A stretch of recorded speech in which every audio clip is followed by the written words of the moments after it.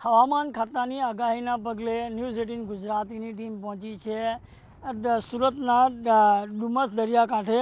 દક્ષિણ સુરત તેમજ દક્ષિણ ગુજરાતના દરિયાકાંઠાના વિસ્તારની અંદર આગામી 24 કલાકમાં 40 કિલોમીટરની ઝડપે પવન ફૂંકાવાની આગાહી કરવામાં આવી છે. આગામી 5 દિવસ સુધી સુરત, નવસારી, વલસાડ, તિથલ તેમજ દરિયાઈ વિસ્તારો પર વાદળછાયું વાતાવરણ રહેશે એવી હવામાન ખાતાએ આગાહી કરી છે.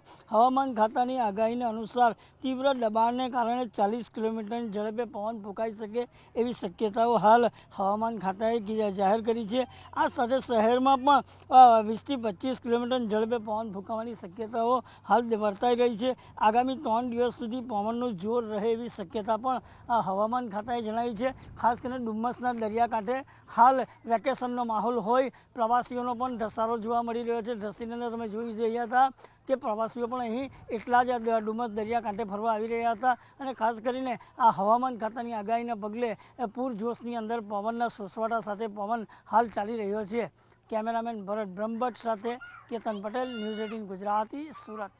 आज कल और परसों के लिए strong wind, surface wind prevail करेगी पूरे गुजरात रीजन के लिए और उसकी स्पीड होगी 25 से 30 किलोमीटर पर आवर की.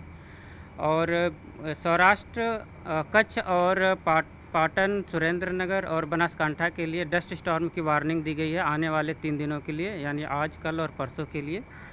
और मैक्सिमम टेम्परेचर रियलाइज की बात करेंगे तो अहमदाबाद और गांधीनगर में जो मैक्सिमम टेम्परेचर रियलाइज हुआ है वो अहमदाबाद का 42.8 और गांधीनगर का 42.5 degree Celsius maximum temperature realise हुआ है.